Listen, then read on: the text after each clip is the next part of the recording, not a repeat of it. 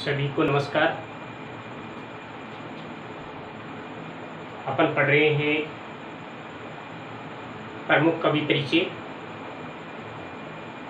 आज की क्लास में अपन तीसरे कवि को पढ़ेंगे और कवि हैं, तीसरे कवि हैं बेटा अपनी आरोह जो पुस्तक है इसमें तीसरे कवि के रूप में पढ़ रहे हैं अपन राम नरेश त्रिपाठी। कौन से कवि? राम नरेश त्रिपाठी के बारे में अपन पढ़ेंगे। तो देखिए, कवि राम नरेश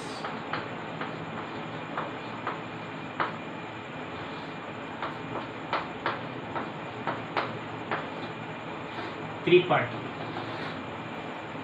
देखिए बेटा, त्रिपाठी जी का संबंध द्विवेदी युग से रहा है। आधुनिक काल का जो दूसरा चरण है द्विवेदी युग, उससे इनका संबंध रहा है। लेकिन आपने पढ़ा था कि द्विवेदी युग के कवियों को दो श्रेणियों में बांटा गया है। एक तो स्वच्छंद प्रकृति के कवि और एक द्विवेदी की शरण में रहकर काव्य लेखन करने वाले कवि। तो कवि रामनरेश त्रिपाठी जी स्वच्छंद मनोवर्ती वाले कवि थे, यानी इन्होंने महावीर प्रसाद द्विवेदी के काव्य का अनुसरण नहीं किया, उनके अनुगामी नहीं रहे। इन्होंने अपनी स्वच्छंद मनोवर्ती के आधार पर काव्य की रचना की है और उसी के आधार पर इन्होंने काव्य लिखा है। तो अपन कह सकते हैं कि त्रिपाठी जी द्विवेदी युग के स्वच्छंदतावादी कवि थे, अर्थात द्विवेदी युग में रहकर भी इन्होंने द्विवेदी जी के नेतृत्व को स्वीकार नहीं किया, बल्कि वे स्वतंत्र मनोवर्ती के आधार पर लेखन कार्य करने वाले कवि थे। इनका जन्म देखिए बेटा, जन्म के संबंध में भी विद्वान अलग अलग तर्क देते हैं। वो तर्क क्या देते हैं? कुछ कहते हैं कि 1881 ईस्वी में, और कुछ कहते हैं कि 1881 में नहीं, 1889 ईस्वी में इनका जन्म हुआ था। आपकी जो पुस्तक है उसमें लिखा हुआ है 1881, और साहित्य के जो ग्रंथ हैं उनमें 89 भी लिखा हुआ मिलता है। नेट पर भी आप देखोगे, सर्च करोगे तो 89 आपको मिलेगा। खैर, आपको तो बुक वाला, किताब वाला पढ़ना है। अब इनके जन्म स्थान के बारे में अपन देखें तो इनका जन्म उत्तर प्रदेश राज्य के जौनपुर जिले के कोयरीपुर गांव में हुआ था। वैसे अधिकतर कवियों का जन्म उत्तर प्रदेश में ही हुआ है, उत्तर प्रदेश राज्य के ही बासिंदे हैं। और इनकी जो काव्य भाषा थी वह खड़ी बोली थी। देखिए बेटा, बोली के बारे में, भाषा के बारे में अपन चर्चा करें तो त्रिपाठी जी कोई विशेष पढ़े लिखे नहीं थे। इनकी विधिवत जो शिक्षा थी, इनकी जो स्कूली शिक्षा थी, वो 9वीं कक्षा तक थी। क्यों? क्योंकि ये एक सामान्य कृषक परिवार से बिलोंग करते थे और इनके पिता इतने सामर्थ्य नहीं थे कि इनको स्कूली शिक्षा दिला सके। परमेश्वर भक्त थे। इनका परिवार धार्मिक प्रवृत्ति वाला परिवार था बेटा, धार्मिक कार्यों में ध्यान देने, रुचि लेने वाला परिवार था। लेकिन देखिए, विधिवत शिक्षा, स्कूली शिक्षा तो इन्होंने 9वीं क्लास तक की है। लेकिन बेटा देखिए, इन्होंने स्वाध्याय के रूप में हिंदी, अंग्रेजी, बांग्ला, संस्कृत, गुजराती और उर्दू, हिंदी, संस्कृत, बांग्ला, गुजराती, उर्दू और गुजराती, इन भाषाओं का गहन अध्ययन किया और साहित्य साधना की। इनकी जो काव्य भाषा है वह खड़ी बोली है। इनकी काव्य भाषा कैसी है बेटा? खड़ी बोली है। और इनकी जो काव्य शैली है इनकी काव्य शैली वर्णनात्मक और उपदेशात्मक रही है। ये एक इनके काव्य में देखें अपन, इनके काव्य में देश प्रेम और व्यक्तिक प्रेम दोनों का भाव दिखाई पड़ता है, लेकिन देश प्रेम को इन्होंने विशेष महत्व दिया है, विशेष स्थान इनके काव्य में दिखाई पड़ता है। इनकी जो रचनाएं थी उन रचनाओं को इन्होंने दो भागों में समायोजित किया है। एक तो थी प्रबंधात्मक रचना, यानी बड़ी रचना जी थी जो शुरू से लेकर अंत तक विषय वस्तु के रूप में लिखी गई है, जिनमें 3 रचनाएं थी, मिलन, पथिक और स्वप्न। ये 3 रचनाएं इनकी प्रबंधात्मक रचना थी। और इनकी एक रचना थी फुटकल रचना, यानी कई कविताओं का संग्रह उनमें किया गया था, और वह रचना थी मानसी। क्या थी? मानसी, जो 1927 ईस्वी में लिखी गई थी। अब अपन देखते हैं कि इनकी एक रचना थी बेटा कविता कौमुदी, जो 8 भागों में संग्रहित थी। उसमें उर्दू, हिंदी, बांग्ला, संस्कृत की प्रसिद्ध कविताओं का संकलन किया गया था। और हाँ, इसी कविता कौमुदी के एक भाग में एक कविता थी बहुत प्रसिद्ध, जिसको इधर उधर जहां तहां घूम फिर के संकलित किया था, और उसका शीर्षक था ग्राम गीत, यानी ग्रामीण संस्कृति का उसमें समायोजन किया गया था। इनके अलावा साहित्य में बाल साहित्य रचना करने वाले प्रमुख कवि थे, अर्थात साहित्य में बाल साहित्य के प्रवर्तक कवि माने जाते हैं। इन्होंने ही बाल साहित्य की नींव डाली है, बाल साहित्य लिखना शुरू किया। और हाँ, इन्होंने बानर नामक बाल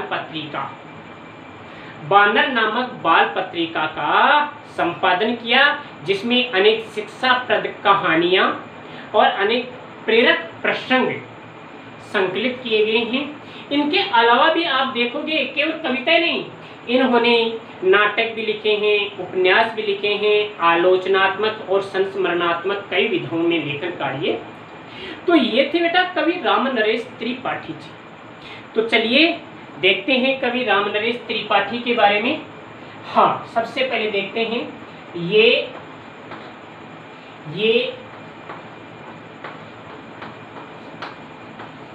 द्विवेदी युग के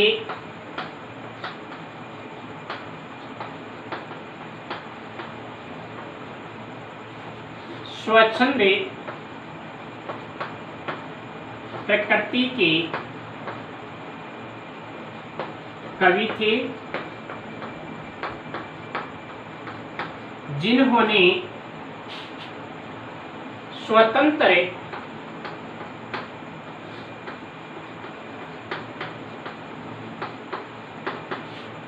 मनोवृत्ति के आधार पर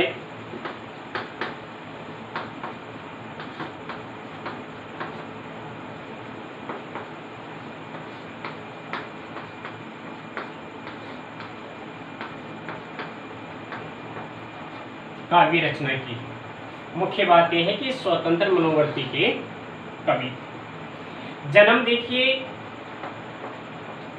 इनका जन्म 1881 ईस्वी में, और इनकी मृत्यु 1962 ईस्वी में। 1962। जन्म स्थान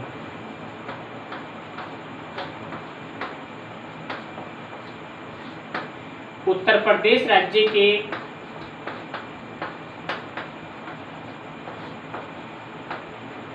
जौनपुर जिले के कोयरीपुर गांव में। उत्तर प्रदेश राज्य के जौनपुर जिले के कोयरीपुर गांव में।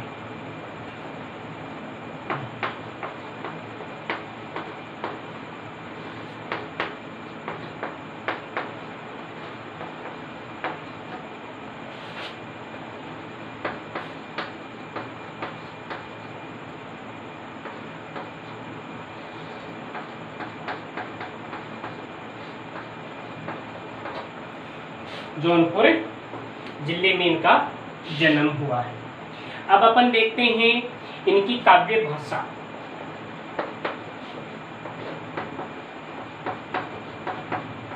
काव्य भाषा है खड़ी बोली। आप यहाँ नोट लिख सकते हैं। शिक्षा लिखिए, इसके बाद में लिखेंगे शिक्षा। स्कूली शिक्षा थी इनकी 9वीं क्लास तक। इन्होंने स्कूली शिक्षा 9वीं कक्षा तक विधिवत रूप में प्राप्त की।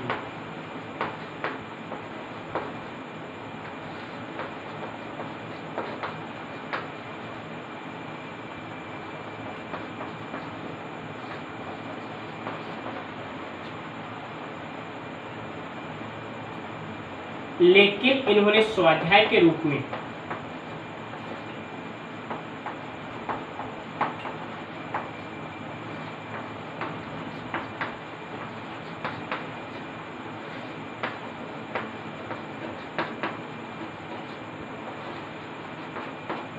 स्वाध्याय के माध्यम से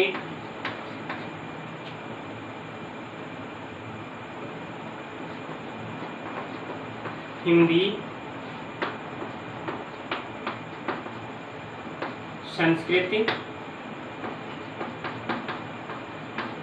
बांग्ला,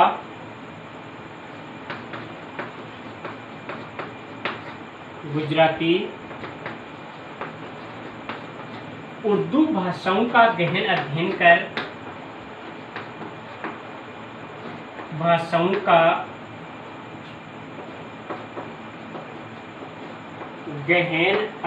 कर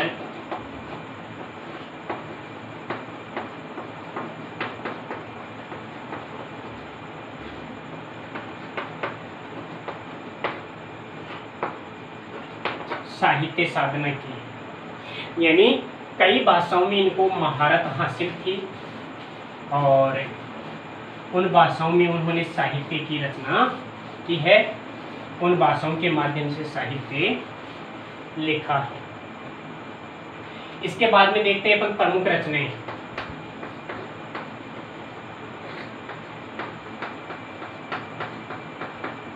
इनकी प्रमुख रचनाएं 2 श्रेणियों में बटी हुई हैं। प्रबंधात्मक रचनाएं,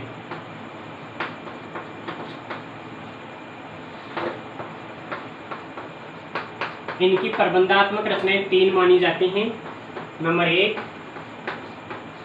मिलन, नंबर 2 पथिक और नंबर 3 स्वप्न। फिर है फुटकल रचनाएं।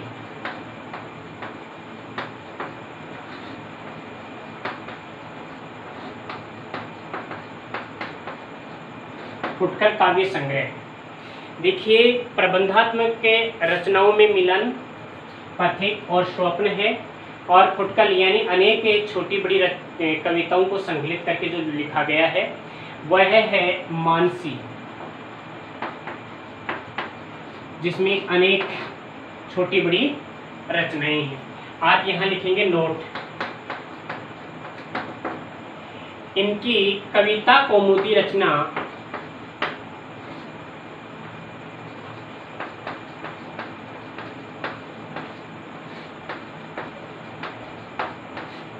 आठ खंडों में संग्रहित है।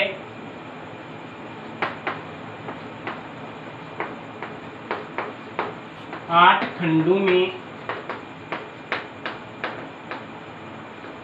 संग्रहित है, जिसमें अनेक कविताओं का संकलन किया गया है।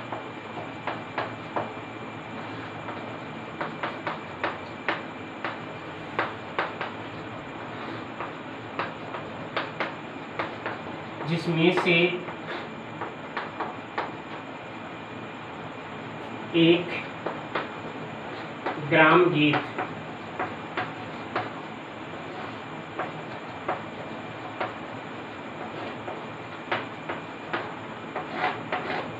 ग्राम गीत प्रमुख है। यह ग्राम गीत रचना त्रिपाठी जी ने ग्रामीण परिवेश में इधर उधर घूम फिर करके संकलित की है, और इसमें ये कह सकते हैं कि ग्रामीण संस्कृति के गीतों का संकलन इस कविता में किया गया है। अब देखते हैं बेटा, इनकी जो कविताएं हैं, इन कविताओं में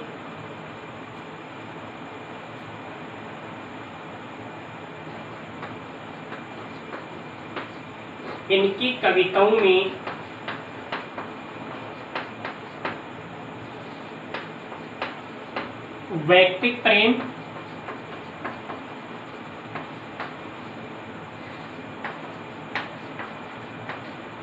व देश प्रेम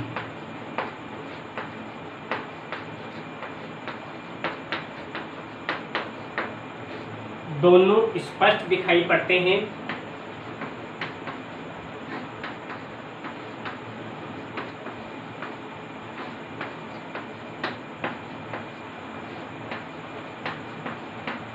लेकिन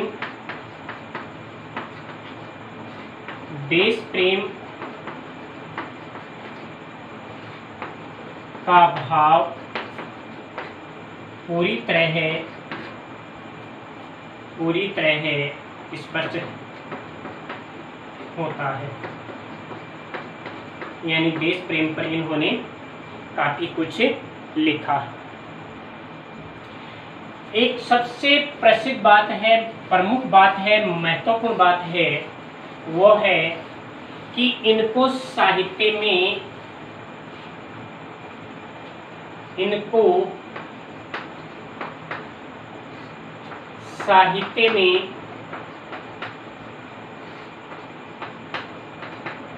बाल साहित्य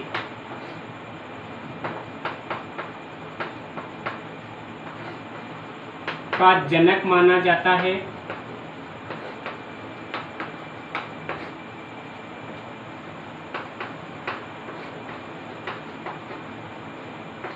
इन्होंने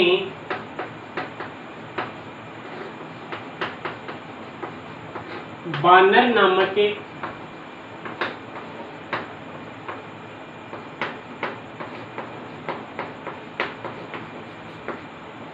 बाल पत्रिका का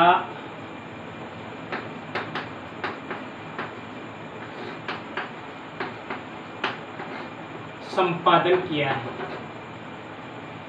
बाल पत्रिका कौन सी? बानर।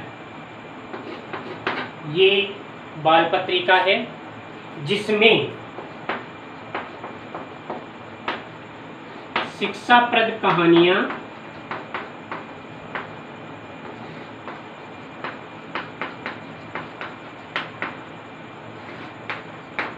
व अनेक प्रेरक प्रसंगों का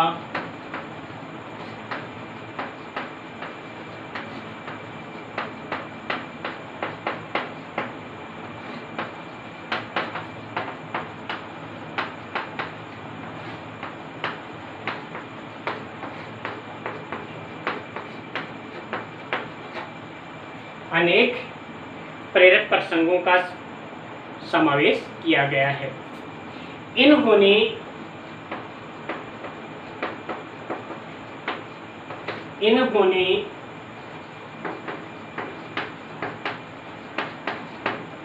कविताओं के अलावा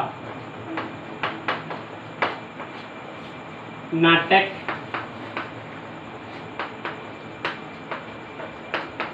उपन्यास,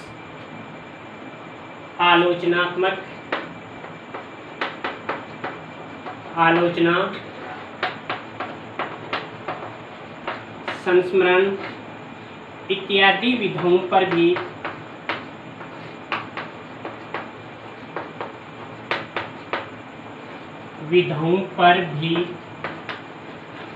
लेखन कार्य किया है।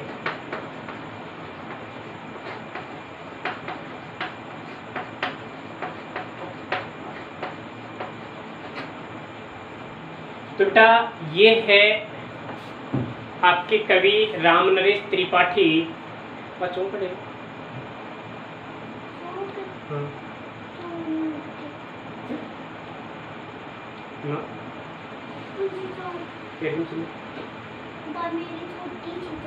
हाँ, तो ये थे कवि रामनरेश त्रिपाठी, जिन्होंने अपना काव्य लिखा है। तो इनको पढ़िए और इनके नोट्स से लिखिए, अध्ययन कीजिए, इनको याद कीजिए। धन्यवाद।